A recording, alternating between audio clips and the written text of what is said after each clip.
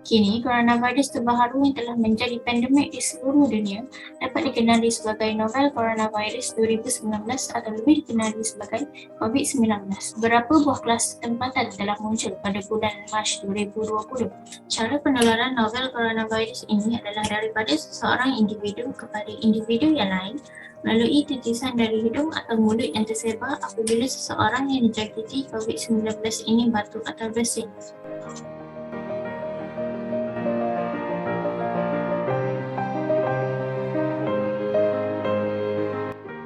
Virus dalam titisan ini dapat hidup dan bertahan pada objek dan permukaan di sekelilingnya untuk suatu tempoh tertentu.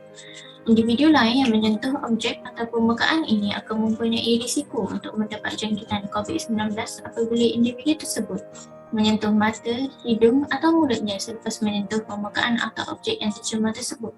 Seseorang itu juga boleh dijangkiti COVID-19 jika mereka berada berdekatan dengan pesakit COVID-19 yang batuk, bersin atau bercakap dalam jarak yang dekat.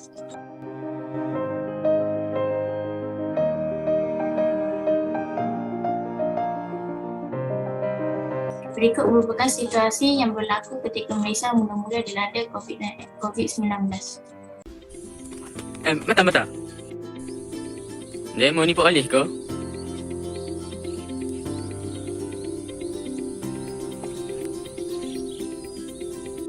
Demo gimana demo?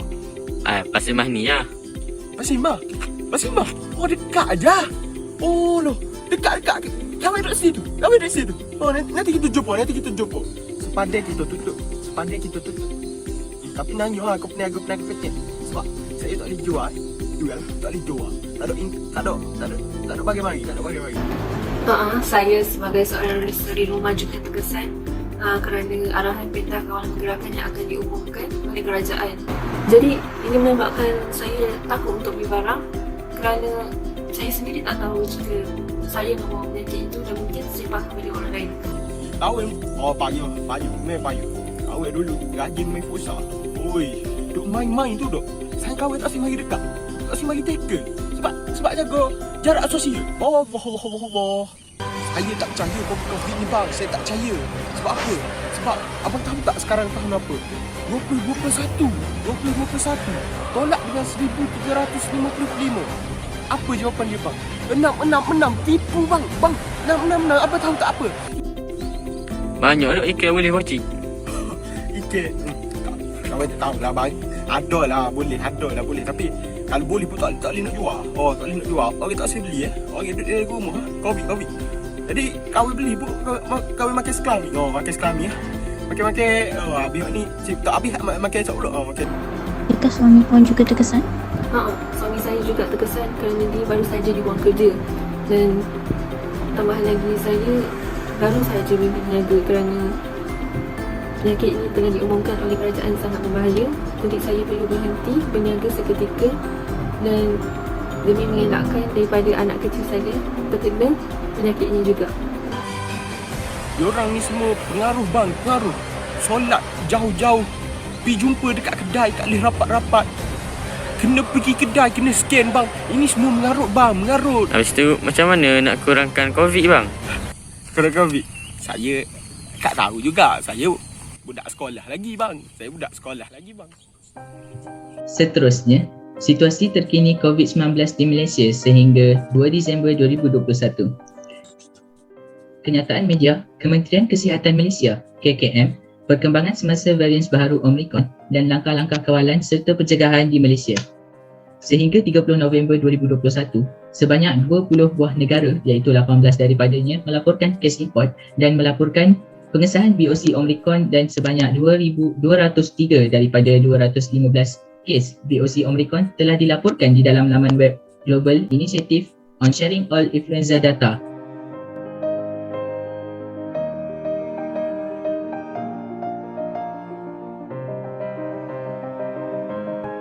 Varians ini menular pada kadar yang lebih pantas daripada varians lain. Ini menunjukkan kemungkinan besar ianya lebih mudah merebak. Buletin 4 sampai ke penghujungnya. Sekian daripada kami. Assalamualaikum, salam sejahtera dan terima kasih.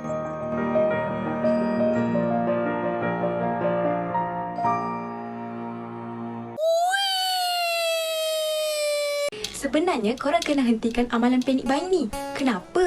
Sebab banyak sangat kesan buruk kalau korang masih amalkan amalan panic buying. Jadi korang mesti tertanya-tanya, apakah kesan buruknya? Kesan yang pertama ialah para peniaga akan cuba untuk mengauk keuntungan secara berlebihan. Yelah, korang kena beli makanan, barangan secara pukal. Dekat sinilah peniaga untuk cuba menaikkan harga secara senyap. Sepatutnya korang kena kekal tenang dan berfikir sejenak sebelum melakukan sesuatu tindakan. Okey, yang kedua, bekalan makanan menjadi tidak cukup. Macam mana pula boleh makan yang tak cukup? Kita sendiri pun perasan kan, masa kita PKP, roti gardenia tu boleh habis. Sedangkan roti gardenia tersebut ada tarikh rumputnya.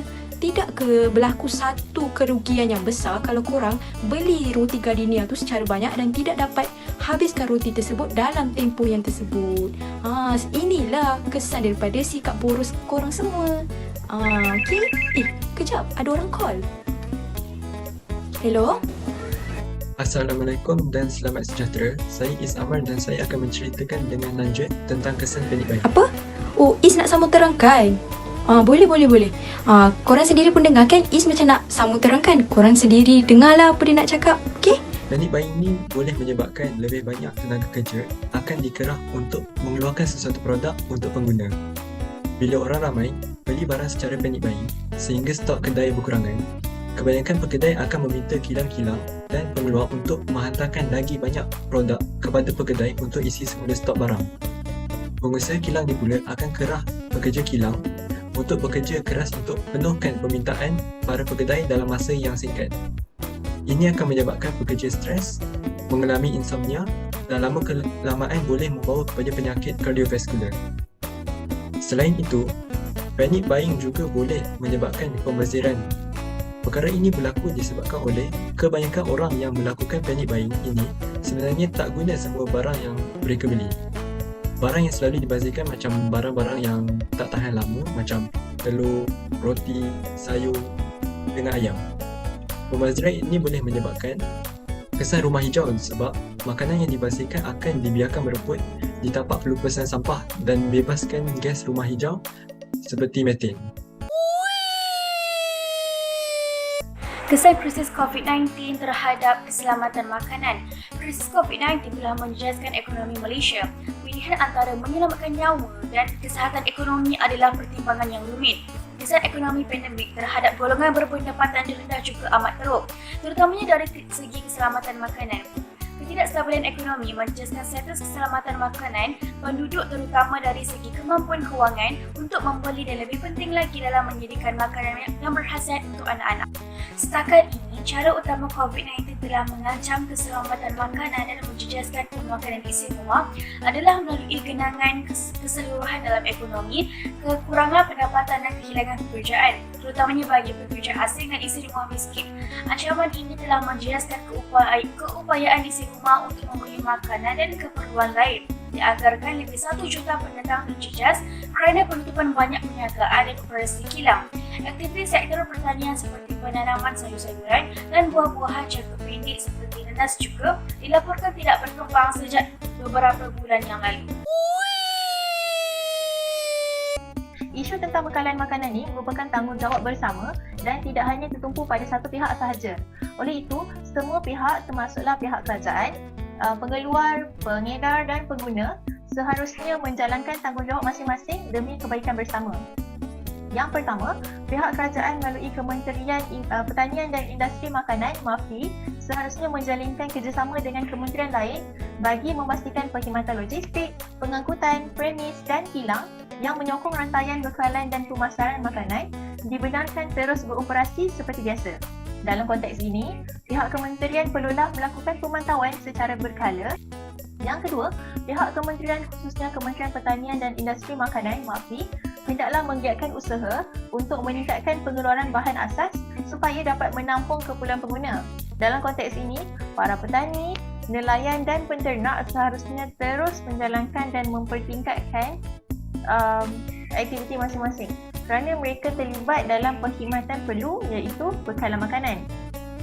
Pengeluaran sayur dan buah mula dapat ditingkatkan dengan membangunkan Taman Kekal Pengeluaran Makanan TKPM atau agropark menerusi aplikasi teknologi moden seperti teknologi pertanian menegak, vertical farming dan kilang tanaman, plant factory.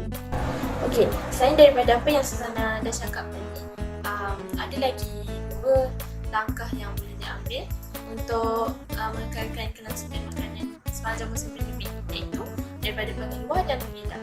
So, jadi yang pertama, pengedar. Pihak pengedar yang bertanggungjawab memasarkan dan mengedar bahan makanan sepatutnya memastikan stok makanan sentiasa cukup dan berlaku jujur dalam memasarkan sesuatu barang itu dan tidak merukkan bahan makanan di belakang seperti minyak masak, telur dan sebagainya. Dan yang kedua, daripada pengeluar. Jadi langkah yang boleh diambil untuk pengeluar untuk mengangkatkan kelangsungan makanan sepanjang musim pandemik ini adalah dengan mengadakan bank makanan mana-mana tempat untuk memasarkan, untuk menjual kepada orang lain untuk memastikan makanan sentiasa mencukupi. Secara kesimpulannya, pandemik COVID-19 telah banyak memberi kesan negatif kepada negara, khususnya terhadap sektor pertanian dan makanan. Pandemik COVID-19 dikatakan memberi kesan terhadap sektor perusahaan mikro, kecil dan sederhana kerana para pengusaha tidak dapat menjalankan perniagaan. Selain itu, COVID-19 juga menyebabkan rakyat melakukan pembelian panik yang menyebabkan bekalan barangan keperluan asas, terutamanya makanan, kehabisan. Dalam kita menghadapi krisis COVID-19, sektor pertanian perlu diberi perhatian bagi memastikan kelangsungan jaminan bekalan makanan di negara kita. Pelaksanaan Perintah Kawalan Pergerakan ataupun PKP tidak seharusnya membantutkan aktiviti rantaian makanan. Pelbagai inisiatif telah pun diambil kerajaan untuk membendung masalah ini. Contohnya, kerajaan memperuntukkan dana untuk meningkatkan pengeluaran domestik negara. Oleh itu, terbukti bahawa sektor pertanian negara amat penting dalam menjamin bekalan makanan terutamanya ketika krisis COVID-19 ini.